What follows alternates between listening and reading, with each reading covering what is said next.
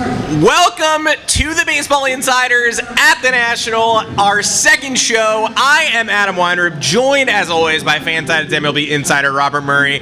When we were here yesterday morning, we had not spent much time at the National. We hadn't gotten a feel and a lay of the land yet. We explored yesterday. We talked to a lot of great people backstage behind the autograph booth. We picked up the interviews we were looking for. We had an amazing time meeting some legends of the game, and we're going to talk today about our experience here.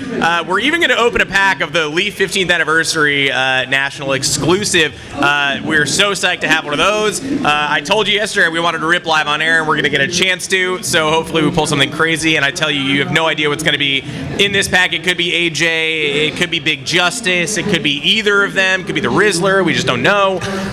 But we're also going to get into a little bit of trade deadline, awards, second half predictions, and obviously answer any of your questions if you do got them. And the man of the hour, of course, as always, is Fansided MLB insider Robert Murray. Robert, thank you for doing this with me, and we got a pile of cards here, and I'm excited to sift through them with you. Yeah, where do we even get these cards, by the way? I don't know. Yeah, I mean, they just randomly showed up here, and now here we are looking at them, and I cannot wait to open up that pack as well. So good to be here with you as always, Adam. This event has been absolutely insane. Very excited to get going today and get to talking about this, because I mean, this event has way exceeded my expectations. Like, getting to meet all those people yesterday, I mean, blown away. Giannis Antetokounmpo, by the way, is the tallest person I've ever seen in my entire life. I didn't know people could get that tall, but here we are now. I'm excited to talk about a trade deadline, but good to be here with you as always. Much love, brother. How we doing? Good to be here with you as always. Feeling good. I'm going to honestly say, you saw Giannis. He was crazy huge. Will Perdue, we saw today, was maybe even larger and had a differently sized, like a normal human torso, and then just the longest legs in the history of the universe.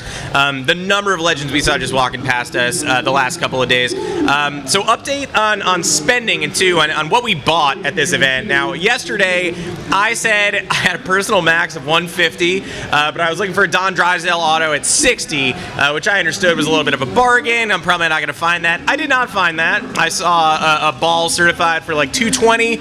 I saw Life magazine for like 250, a little outside the price range. So we kept it to 150 plus 14. Spent 164. That is almost $150. Proud of you. Kind of what I said I was going to do. Picked up Willie Stargell for the Hall of Famer auto collection on a Perez Steel. Met Ozzie Smith.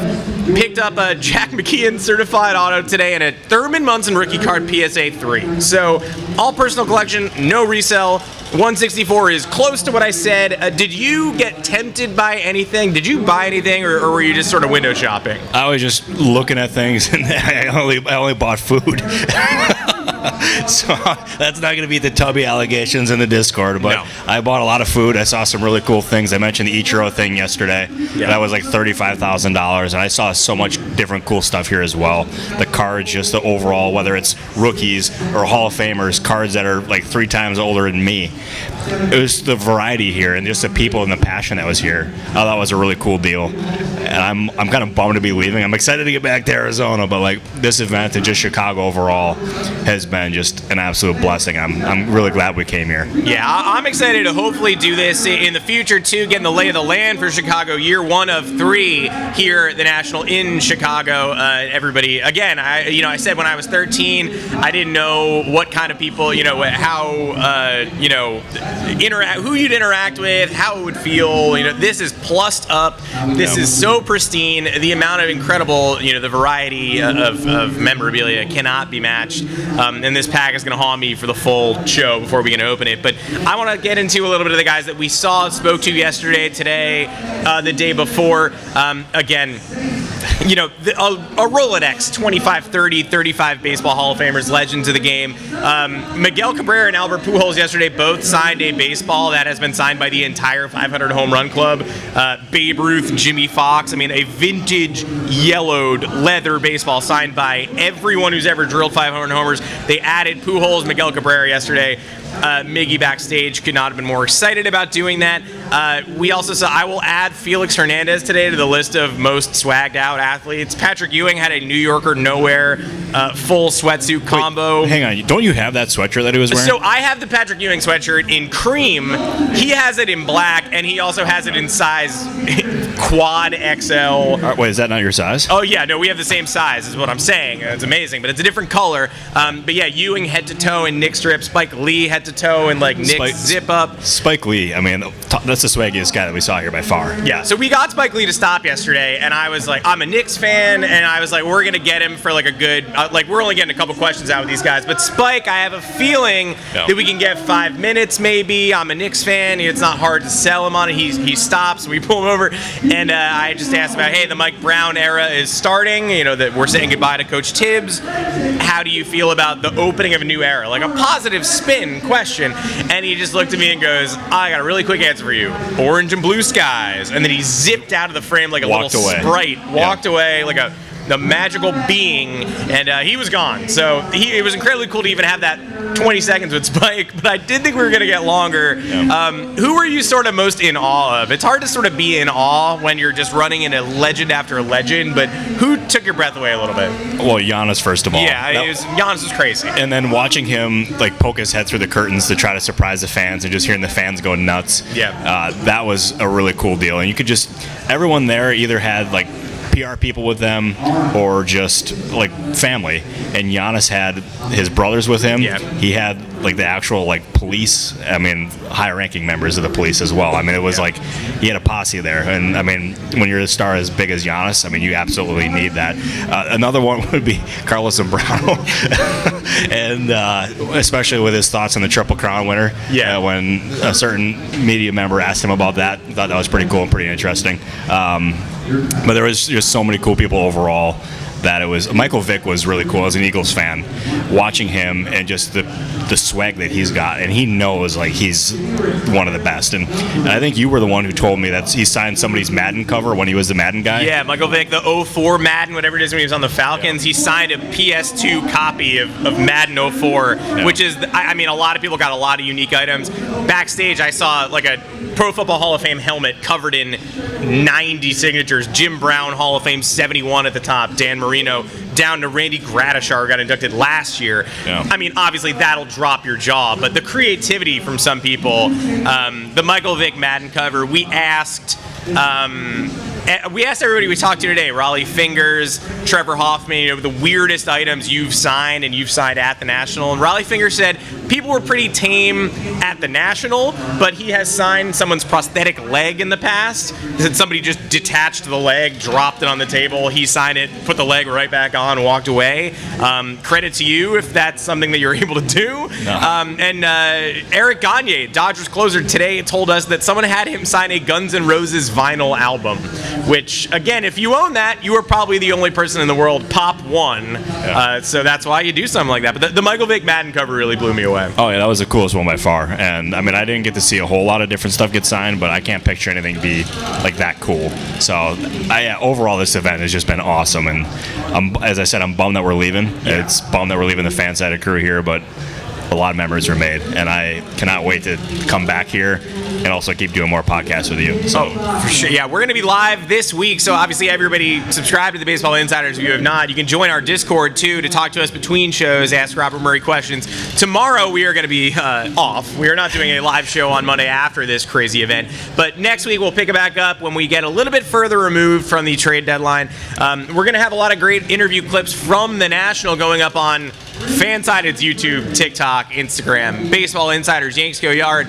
I talked to Bernie Williams yesterday, which was the most joyous experience I had getting anybody to stop. CC Sabathia stopped for us, and I felt a lot of pressure. Yeah. Bernie just puts you at ease. I mean, he answered like 5-6 rapid-fire questions, and then he left. He was like, thank you, I'm sorry. I was like, what are you saying I'm sorry for? You just gave us absolute gold. Bernie was so, just puts you at ease, so kind. I talked to Yadier Molina yesterday about his relationship with Bernie Williams, because I watched them, dap each other up, hug, have a long conversation. grew up in Brittany's from the same area, Puerto Rico. He gave us a great answer on that. Jim Palmer gave us maybe the most enlightening answer about the Orioles post-trade deadline outlook for this year and next year under Mike Elias. Yeah. So look for that to go up. Another heartwarming one that I didn't know we were going to be able to get, Ted Simmons today. Talked to, just sort of asked every Hall of Famer, when you're back in Cooperstown, who do you like to catch up with? Who meant the most to you to see? And he starts rattling off, Sandy Koufax came this year. That was incredible. Everyone was reverent around Sandy. But Ted Simmons said the person I like to see whenever I go back to the Hall, because he was directly responsible for my election, is Robin Yount, who I know is here today too. And I asked Ted, what do you guys talk about when you get together? You clearly still have an emotional connection with your teammate. And yeah, he said, share the love of motorcycles, but also just the game when they played it, the game as it's played now, how they've kept up with it, and obviously he is forever indebted to Robin Yount for getting him in the Hall. So any chance we get to talk to the old Hall of Famers, love to do that. And also notably today, Marv Levy, the Bills coach, his 100th birthday is today. He is here. We saw Jim Kelly and Thurman Thomas sing happy birthday to him and deliver a cake. Awesome. It did not, the emotional apex of the whole event was the last couple of people we saw come out of the autograph section. You cannot beat that. No, that's as cool as it gets. And the fact that those guys still have the connection like that all these years later when they're bringing a birthday cake to them here, that says everything about those teams back then. So we absolutely love that. We love the camaraderie that sports brings overall. Yeah, it's just a really special event, a lot of special people here, and yeah, really cool. I've said it 3 times already. I'll say it again. I'm excited to come back. I am really excited to come back. Next year is obviously going to have an incredible slate, I'm sure, because this year's group was nuts. And we can't wait to upload all of this, show you guys all the content we got. Well worth it. All right. Should we dive into the trade deadline aftermath a little bit? No. We're out. Yeah, never mind. Sorry, everybody. We're not going to do that. Yesterday we talked, we had a lot of reactions, winners, losers, and went in depth on a few teams that we really felt needed, a deeper dive to try to figure out the confusion behind whatever was going on in the war room. Today I want to give out a few superlatives. I don't understand. I think I know the answer to this one, and obviously it's a team that we talked about a lot lately. But if you had to pick a team or executive that you are most confused by the way they ended and handled the trade deadline, who would that be and why? Easily Ben Cherington with the Pittsburgh Pirates. They were in a position to really take advantage of a really weak trade deadline with not really many teams going all out and selling. The Twins obviously did that to an epic extent, and I don't think the Pirates needed to do it quite like that, but they had so many pieces where, they ended up moving a David Bednar, they moved some other players, but they still had Dennis Santana, they had Tommy Pham, Andrew Heaney, they had Mitch Keller, so many other players that they could have moved. Joey Bart was another, and I know he had interest out there as well, and they held on to these guys, and a lot of them are only signed for the rest of this season. They're not candidates to get the qualifying offer. They wanted to get better and have their chance of competing for next year, while also not giving up on. They want to be able to compete next year, but by moving most of those guys, you would have been able to do so. Maybe the one that you could argue it would impact their chances next year of moving would have been Mitch Keller. But they had Bubba Chandler still sitting there in the minors where they could have done that. But they held on to Mitch Keller. They held on to a lot of these other guys. I don't understand the plan. I think it's a team that needs a new voice at the helm. There's a lot of frustration around the league with what the Pirates have done or are not doing. And I said it yesterday, I'll say it again. It felt like the beginning of the end for Ben Cherington in Pittsburgh. I would not be surprised if he was not there next year. Who gets that job remains to be seen, but I don't know how much better that team can get with Bob Nutting as the owner there. And they are by far and away the most disappointing team leaving the deadline. Yeah, I'll go even further and just say that there was some weird optimism, and even Bob Nightingale was tweeting when Don Kelly first took over, it was about a month plus into his tenure, that they were a 500-ish team during that period. And I think even Nightingale said got to be manager of the year consideration for Don Kelly. People said hold the phone on that, and you were split because you want to praise the job that's being done and the leap forward that you're seeing, while also making note that, hey, we have to be more realistic here. We cannot give partial credit. We can't throw someone into the awards race for 40 games of 500 baseball. No. And sadly, the detractors appear to have been correct. I don't think we've learned anything about Don Kelly. Again, no offense to Don Kelly. Positive or I don't have a negative view. I don't have a positive view. Agreed. Completely neutral. I can't say he comes out smelling the best out of Cherington and Nutting in the trio, but I don't think I've learned anything about the Pirates for 2026 from this entire season, which is the worst part. Oh, it's awful. And I mean, Kelly, he's a good baseball man. There's a lot of people who really respect him. And but as you said, we haven't learned much about him. But the part that drives me nuts about the Pirates is the media, the fans. A lot of people, like, when they refer to them, it's like we talk about them as a small market team, but yet we look at the Steelers and they're one of the most iconic franchises in sports. Pittsburgh's not a small city by any means. Like, they are absolutely, it's a great sports town, and the Pirates should be considered a major market team, or at least a mid-market team, not a small market team. They should operate that way. It falls squarely on Bob Nutting, because even Paul Skeens said that the money that they saved at the deadline needs to be reinvested in adding a bat to the lineup, and bats, like multiple. Tommy Pham doesn't count as reinvestment? Maybe a little bit bigger, slightly bigger, a lot bigger than that. They were the team that, to me, if they actually spent, they made perfect sense for Pete Alonso this past offseason. There was no way in heck that was ever going to happen. Yeah. But it should be something that happens, because if they added an Alonso and maybe another piece on top of that, we're talking about the Pirates being an actual playoff team. That's what's so funny. Pete Alonso is such a Pittsburgh guy. Like, we know what the stereotype of a Pittsburgh guy is, the kind of hard-nosed athlete that city loves, but you don't think of that stereotype applying to the Pirates because the Pirates have been so irrelevant for so long that you don't even think about what a hard-nosed grinder would do for that team, because it's been a decade where we have not seen much. All right, what about a bounce-back player who you're excited by? You know, they changed teams at the trade deadline, maybe a bit overlooked on their old team. Given a bigger stage now somewhere else, who fits that mold for you? It's a really good question, and I'm actually going to go in a bit of a different direction, and I can't call this a bigger stage. It actually took a smaller step. I'm going to go Dustin May. Wow. And the Red Sox, they are very good at developing pitching, and clearly they saw something in Dustin May where it's a rental option. But they gave up James Tibbs III, who is a top 5 prospect for them, one of the headliners of the Rafael Devers trade, and they gave up another piece on top of that.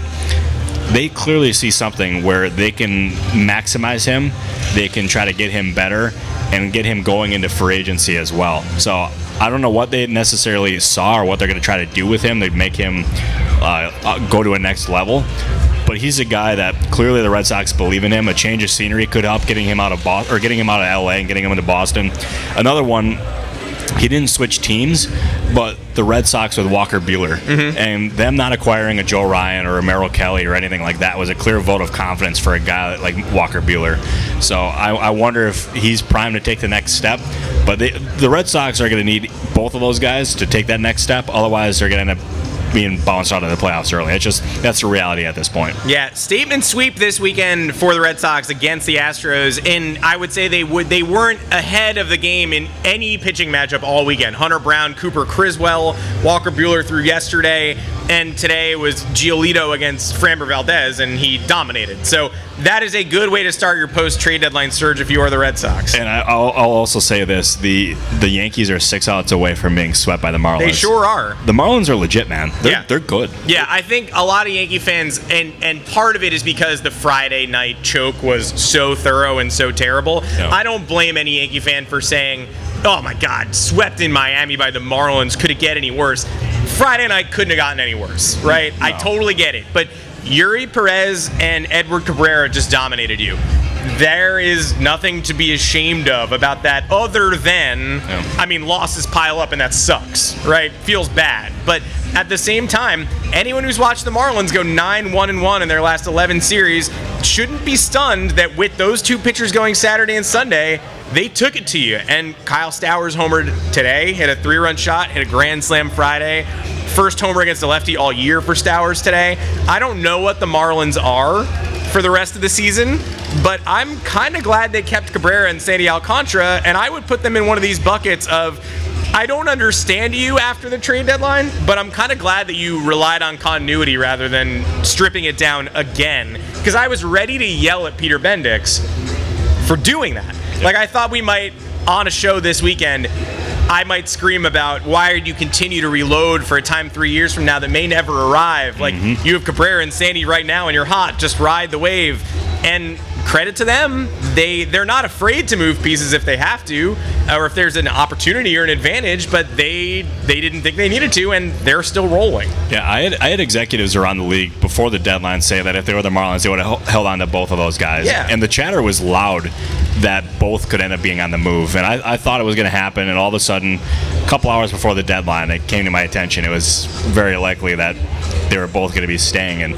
And those two give them such a good foundation to build around. I mean, Sandy Alcantara has not had the year that anyone has wanted, but he's shown signs for sure. Edward Cabrera is very talented. Yuri Perez. I mean, they have pieces in that rotation where they can build around those guys, and it gives them a leg up on teams that not many others can compete with that level of talent. And they have Kyle Stowers. They have pieces in offense as well. Yeah. You keep building around that, you add talent around it, and you actually might have the makings of a postseason team. And the thing with all those pitchers is they're signed for relatively affordable numbers. They're in a good situation there, and they have a chance to, if they build this thing right, they can actually get to the postseason or get back to the postseason and actually have a chance of competing. So I thought they handled the deadline really well. It was kind of a shift in thinking, but I would say if you look at their payrolls, they're probably 4 times lower than what the Yankees are, but the vibes surrounding both teams are just totally different. The Marlins are riding the high. They're doing very well. The Yankees are super talented, yet they're flawed. And the vibes around them, especially after A-Rod and Derek Jeter bashed them, I don't think they could be lower at this point. No, and if you switch coaching staffs, if you give Clayton McCullough to the Yankees, how much better are the Yankees right now? 4 or 5 games? Man, that's a hell of a question. And the thing is I remember the last time that Clayton McCullough ended up interviewing in Miami, he was, I think he was 10th on their list. He did not impress at all.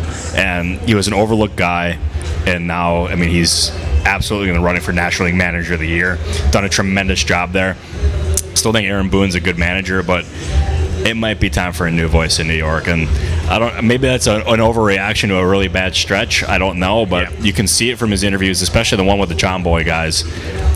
It's starting to wear on him. It's starting to wear on his face for sure. Yeah, and you wonder how much longer he wants to do something like this and have it wear on him when he could just rejoin the Aaron, there's a chair open for you. Rejoin the media. Come on. He does great at it. He was awesome in the media when he was there, and obviously he's done a good job in New York. He's been a good manager there. Yeah.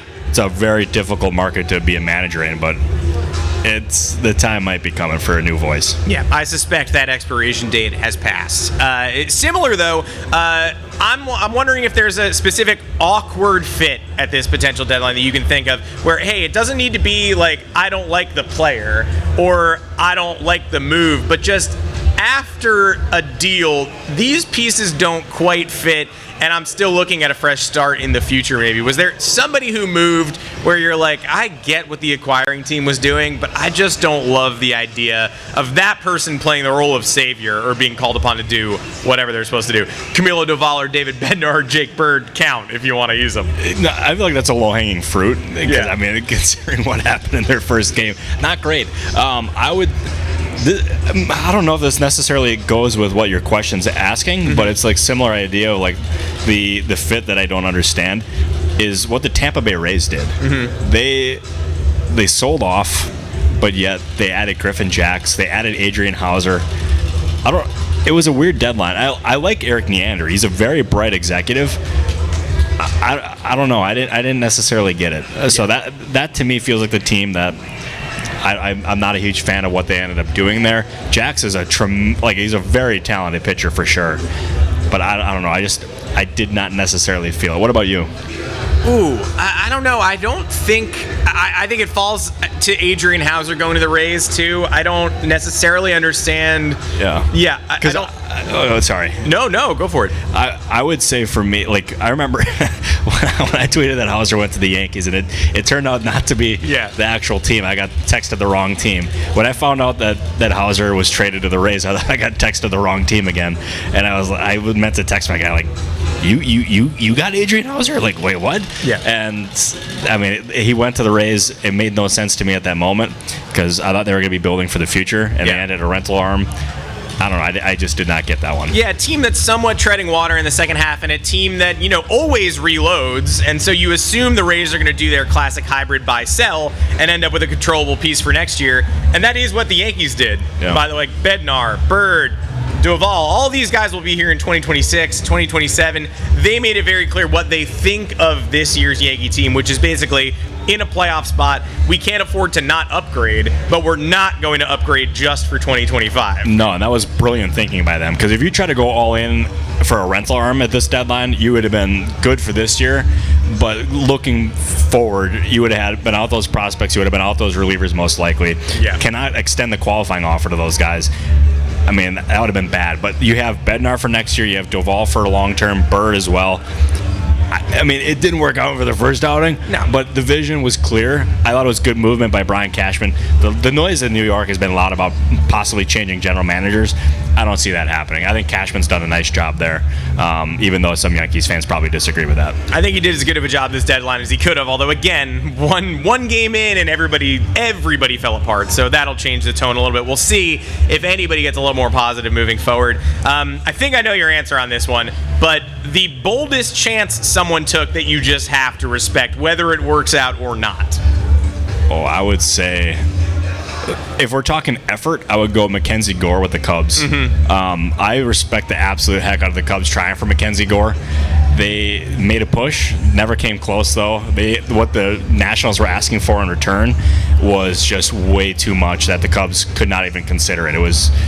It was one of the more extensive prospect packages I think I've ever heard of in a trade.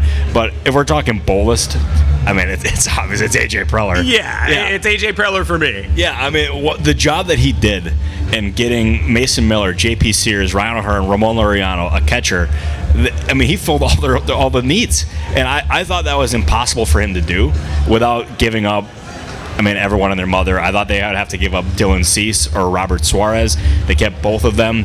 It is clear with how he's operating that he's all in for this year. They're still built to win next year, although Laureano and O'Hearn are both free agents by the end of the year, so they could be without them. And O'Hearn's probably looking at a 3-year deal for $45 million-ish range. Mm-hmm. So it's not going to be cheap to keep him, and I don't think they're going to be able to do that. But for this year, they are easily the best competition for the Dodgers. They're all in to win this year. I respect it, because I wish more executives operated like A.J. Preller with the conviction, with the aggressiveness, because it would make baseball an even better game than it is now.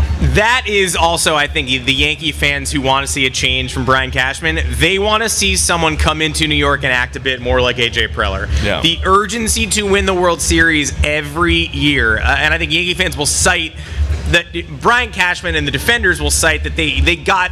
This deadline's a good example because, again, I don't think that you can go all in on 2025. I think they made the right call. But the people who will criticize Brian Cashman, Yankee fans who are in his corner, will say, look at what he did this year without surrendering any of the Yankees' top 7 prospects. Yeah. And the detractors will say, what have the Yankees prospects done over the past decade, 15 years to justify not sacrificing any of the top 7 prospects when A.J. Preller got Mason Miller? Yeah. Like, the Yankees got Bednar, love it. Bird, love it. Duvall, great chance. Mason Miller was the best reliever who went anywhere at this trade deadline. The Yankees did not get him or make a play for him. Not that they could compete with Leo DeVries, right? No. That's the differentiating factor. But at the same time, you're bragging about holding on to your top 7 prospects, and Padres fans are saying, we don't care. We got the best player available. We want a ring. No, that's precisely it. And once the Padres made DeVries, or that's how you pronounce his name, right? Leo DeVries? Yeah, Leo DeVries. Once they made him available, that's when the A's actually legitimately considered making Mason Miller available. He was a piece that was too valuable, but the A's, they maximized that return for Mason Miller. And the Cleveland Guardians got to be a team that's just kicking themselves right now, because Emmanuel Clase was very likely going to be traded if he did not get suspended. And I bet you he would, well, that's a really bad phrasing for that. But I thought he would have been most likely been a San Diego Padre. And DeVries could have ended up being a Cleveland Guardian. Mm-hmm. It could have changed the overall direction of that franchise. Instead, he's on the suspended list. We don't know where he's going to be now. There's been no updates on the investigation. Yeah. Despite some reports from Hector Gomez. That the more is coming. Yeah. And he said there's irrefutable evidence against him. And yeah, you're innocent until proven guilty in this country. So we'll see what ends up happening with that. But that was a huge missed opportunity for the Guardians. Not their fault. It just their closer not very smart. And we'll do a positive twist for the sellers here, too, to wrap up this trade deadline section. Some teams cleared space for prospects, and the Pirates didn't clear enough because we all want to see Bubba Chandler, and unfortunately, we're going to be watching some more Andrew Heaney starts. We'd love if they could be one of the teams that we're about to mention here, but are there any prospects who you are most excited to see get a chance in the second half who've now had a path cleared for them by deadline maneuvering? Oh, it's not even his path hasn't been cleared. It's Bubba Chandler. Yeah, it's still Bubba. Yeah, Bubba Chandler, if he was called up earlier in the season, which he absolutely should have been, he would have been the National League Rookie of the Year. He is that good. We've seen Jacob Mizorowski take the league by storm. That's exactly what would have happened here with Bubba Chandler if he was called up to the majors. Funny enough, the Pirates have an opening on Monday for a starting pitcher. It's somehow not going to be Bubba Chandler. Do we know who it's going to be? I have an idea. I bet you it'll end up being Johan Oviedo. Okay. The fact that it's not Bubba Chandler is sickening. I have no idea why they're not calling him up. To me, he's probably got to get bored in AAA because he should have been in the majors 2 months ago. He could end up being in the majors after the first week of the regular season. He's been that good. And I don't understand what they're doing. Maybe they're just trying to save as much money as they can in the short and long term and have him under contract on the rookie contract for another year. But they should be ashamed of themselves for how they're handling this. And baseball needs to see Bubba Chandler because if you have Paul Skeens, Bubba Chandler, Jared Jones when he returns, Mitch Keller, I mean, what rotation competes with that? I mean, we talked about the Marlins before, but that somehow exceeds what Miami's got. Yeah, I'm going to give, more credit to the Marlins. I thought I'd never seen a more anonymous roster in April, just in terms of, not a negative or a positive, not washed up veterans, not nobodies, not career has-beens, but just it seemed like stuck in neutral, to say the least, like a quad A group of just tryouts. I mean, it really didn't feel like there was anything long term there that was being built up. And credit to them, they have found a lot of emerging pieces. The Pirates could easily be that. Like Jared Triolo could make his presence felt. But regardless, right now, we don't really see what we need to see. And that rotation needs to exist before I credit them. Now, second half, technically I would say the second half was even before the All-Star break. But now we're headed into the final 2 months of the season. People have reloaded at the trade deadline or failed to, and some look better than others.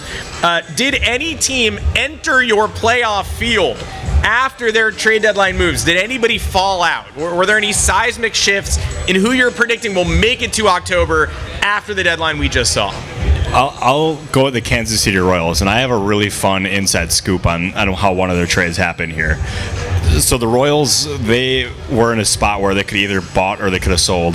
They kept Seth Lugo. They extended him. Yeah. They added Randall Grichuk. They added Mike Yastrzemski.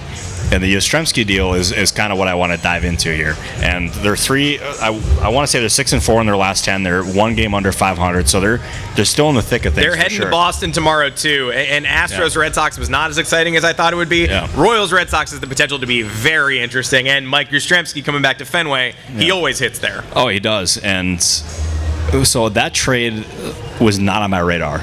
It was not even on the Giants' radar until the last 10 minutes.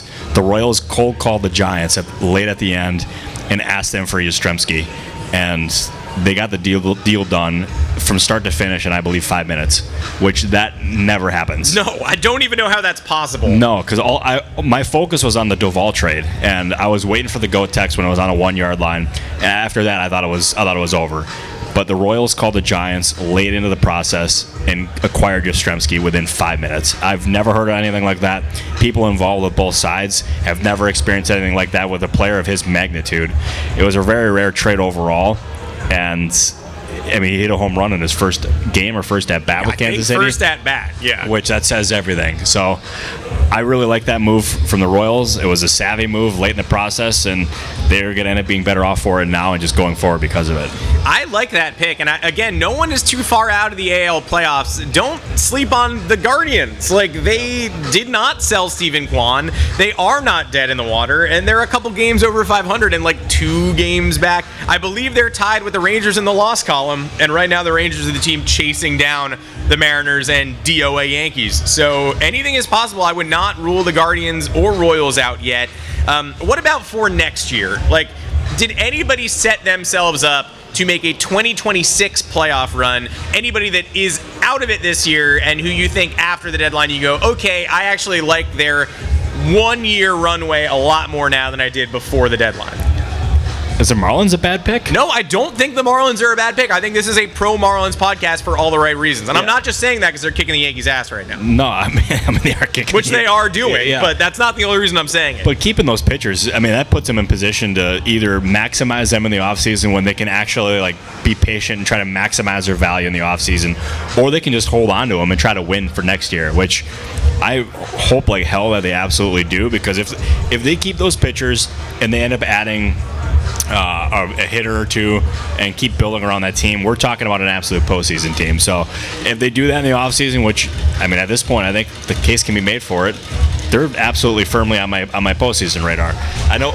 Can I dive into a team that I think does not make the postseason next year? Absolutely. The Minnesota Twins. No, I don't think this is crazy. I also don't think the Minnesota Twins are making the playoffs next year. Unbelievable. We're on the same page. But yeah, that was an epic sell-off by the Twins, and their window went from being open to closed very quickly. So, yeah, that's an easy answer after, selling 10 players? Yeah, that's a tough one, because if you're a Twins fan, the Twins are about to go through this thing that happens to teams that are on the bubble and borderline every year, where Louis Varland has already made an impact in Toronto. And I feel like Twins fans were screaming about he's underrated, give him more of a shot, give him more runway. And of course, they don't. They sell him to a team that is willing to throw him into the fire of a playoff race, and he is making a difference 3 games in. And I think there's a good case to be made that it happens to at least one team every year where the I told you so young player prospect trades, where Louis Varland could take center stage on an AL East winner and into the DS, CS, etc. And Twins fans are going to get a great opportunity to say,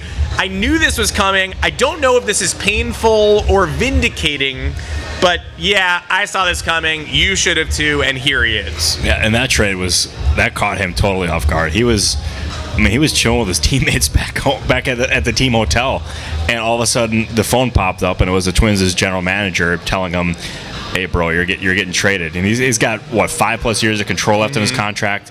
Born and raised in Minnesota, he felt like as safe of a player as it gets to stay, and yet he got traded, and that shook the clubhouse. I mean, that and the Carlos Correa trade, where he got traded for a bag of potatoes. Yeah, I mean, that shook up the clubhouse in a big way. And if I was a Twins player now, I would look at their roster and be like, especially if I'm Byron Buxton, like, why am I here?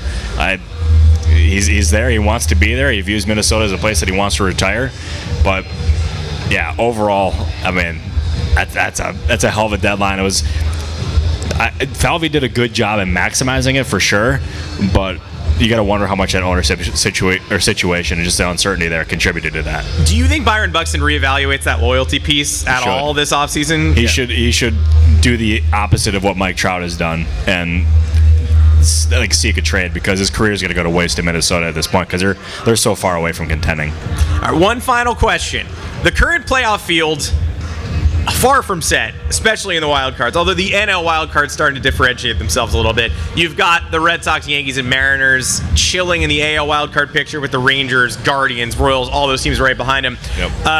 As of today, with about, again, 60 games left, maybe a little bit less, is there any movement in either of the playoff fields? Do you think the NL and AL are set, or is there choking left to be done? Who can sneak in? There's always choking to be done. I would say, I'm going to go through the divisions right now just so I can have my. I think the AL East goes to the Blue Jays. Mm-hmm. The Tigers win the Central. Astros win the West, so I think the Astros were very confusing to me this weekend. I'll say that right now. The half of the lineup did not look intimidating. No. You hear Astros going to Boston, right? Correa, Bregman, the face-off, and you're like, well, this is going to be intense. And then the lineup comes out. Jesus Sanchez is batting third. Mauricio Dubon has a primary spot. All of a sudden, you're looking at the Astros going, I'm actually not surprised this team got walked off 1-1 in 10 innings in the opener. Yeah. There's not much firepower there. No, there's not. But I believe in their their pedigree. You can never write. I will refuse. The day I write off the Astros is the day I stop commentating on baseball. It's ridiculous to do that. But I was less than impressed with what they brought this weekend. Oh, totally. And same here with me. And I think that pedigree eventually shows itself. I don't know. I got to see the Mariners do it in order to believe it. Yeah. So we'll see with them. That's why I'm going with the Astros. So I'm going off of prior history here. Going to the National League here. Yeah. And then we want to dive into the wild card teams too? No, hit me with the National League. So let's do National League. I think Philadelphia ends up overtaking the Mets. Yeah. I really like what they've done there. I think the Brewers run away with that division, and they end up having the best record in baseball by the end of the season. And then I got the Dodgers winning the division, but I have the Padres advancing to the World Series as a wild card team. I'm a huge believer in the Padres, not the Pirates. No, I mean we're if we've made anything clear over the course of the show, we are not huge believers in the Pirates. No. I'm with you. I do think at the end of the day, when the dust settles, the American League wild card picture ends up with at least one new team involved. I think the Mariners, again, I don't think they did anything wrong at the deadline. I think Naylor, Suarez we've been begging them to get bats. They did it. But the Yankees' free fall combined with the Mariners' annual history of slipping in September, combined with a Red Sox team that I think is playing over their heads a bit right now, I am very impressed with what they've done. But there's not a sure thing lock in that mix. This Red Sox team tends to play up to their competition, especially at home, and then down to their competition on the road. So I can see any one of those teams falling out. Right now, if I had to pick one, it's the Yankees, who do not make it. But I was riding high with them 3 days ago. I thought they reinforced their bullpen exactly as much as they had to and looked like as safe a bet as any to come out of the American League this year. So I'm not letting one series in Miami give me just the heebie-jeebies and say, all right, they're dead, they're cooked, as cursed as they looked. So I'm going to make the not-so-bold prediction that one of these three wildcard teams drops out and Texas does make it. I'm not sure whose spot they're taking, though. Because if you look at it right now, and I just pulled it up, you have Boston, New York, and Seattle. Yeah. Texas is absolutely there, and if they make it, the rotation's nasty. I mean, that's a rotation that I would not want to face whatsoever. I mean, shoot, that's tough. Who overtakes Texas? Who overtakes them?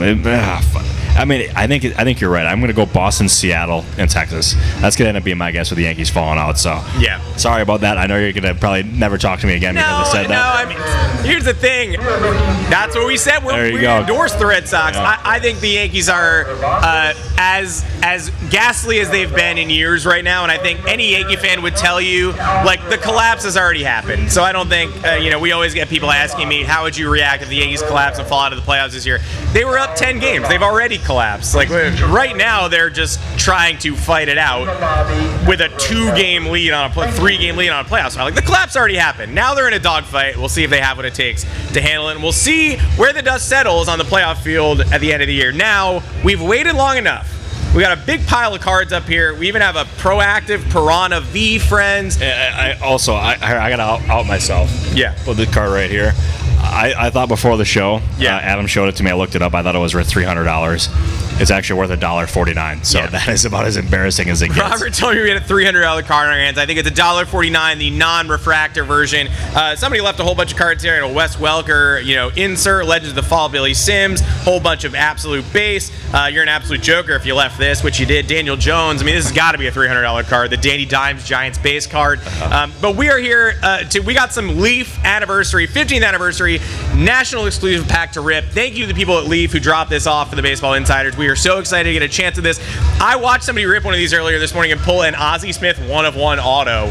This is like all sports. This is all, jurisdictions. This is a crazy product, and Leaf really pulled it together for the National. And they even dropped off an AJ and a Big Justice card, numbered parallel. So, again, make sure you get a good shot of that. You don't want to let that hit the cutting room floor. To flash that to every camera. It's not every day that you see an AJ and a Big Justice refractor, especially not both of them in the same spot. So, what do do you say we rip this? See if we can pull. I mean, a Rizzler auto would be great. I didn't see the Rizzler yet today. I would crap my pants if we end up getting a Rizzler one. Well, I think everything in here is numbered, I believe. And yes, I did watch some of these breaks at the hotel earlier this morning to try to get prepared for this. The Ozzie Smith with a crazy pull. There are minis in here. So let's see what we've got. This has been rolling around in my backpack all day. I've been anxious. This is my first rip of the National because I was using it I was using my budget on vintage and autos, and so this is my first rip of the whole tourney, and I like the name in the back. If this is signed, I'll go crazy. I don't know if it is. We're starting off with a Nolan Ryan mini, numbered 1 of 4 in the Astros jersey. That is sweet, and I'm glad I brought top loaders for this. And the second, my wife is gonna love this, is a Kim Mulkey in a pink jacket, sport coat, looking flashy, screaming at a referee, trying to get proper treatment. Let's see if this one's numbered. This one is 4 of 4 on the Mulkey, so doubles out of 4. And then we'll close it off. Our producer, Sean Daly, this is for you, an out of 75. Philly, gold level, Charles Barkley. This is sick. And so no autos, but every card to parallel. The Nolan Ryan is going to be personal collection for me, unless you want it. The Mulkey, I think I'm going to give this to my wife for her birthday. And Sean, you go ahead and grab that Barkley. Yeah, Sean deserves that Barkley one because I watched his face go like, ooh, after you open that. And actually, gold leaf stars too. I read this wrong. I said it was out of 75. This is out of 15. So this is yours out of 15. Wow. It's the highest numbered card in the pack, unfortunately. The Nolan Ryan 1 of 4 is going right to my desk. Leaf is honored to celebrate the 15th anniversary of the 2025 NSCC. We sincerely hope you enjoy your card. We'd like to express our gratitude for your support throughout this journey. We are grateful. Thanks to the people at Leaf. I'm going to be ripping more of their products. Although this one's an exclusive for here. You can't get this anywhere else. So no more of this for me, but I'll be on the lookout for some other Leaf moving forward. Darn right. That's freaking cool. I wish we had a Rizzler autograph in there, but yeah, we'll settle for those for sure. I'm pretty mad we didn't get a Rizzler auto. And honestly, why wasn't the Rizzler appearing at the autograph portion of this show? Where was TriStar? Do you guys not have good contacts with the Rizzler? Like, do you not have a current phone number? I could probably get the Rizzler's number, maybe. I don't know. I mean, he's a Rizzler. I mean, I'm assuming a lot of people. I don't know if the Rizzler has a phone, but he shouldn't. How old is he? Like 10? I think he's a pretty young man, and we'll see you at next year's National. I hopefully the Rizzler is there. Hopefully the autos aren't going for too high a price. And maybe get it authenticated at the TriStar booth afterwards. My wish list next year: Eddie Murray, Robin Yount, and Rizzler on an 8x10, or maybe on an All-Star game ball. Whatever feels most appropriate. No, exactly. I'm very excited for next year. I appreciate our big crowd that we got here, and we're having an absolute ball. So I appreciate everyone who showed up today. Adam, I appreciate you. Hunter, Sean Daly, Richard, all of us. We appreciate you guys big time. I can't wait to be back here next year. Glad to be doing this with you, my guy. Absolutely love you. Yeah, let's dominate. Glad to be doing this with you. Love you, dude. And if you can find me in the next 5 minutes, this Kyle Duggar Absolute Football base card is yours. Seriously, not numbered, not a good player. It's free. You just have to find me, track me down. Join us on the Baseball Insiders on YouTube, Fansided YouTube, TikTok, Instagram. So much great content from the National coming your way.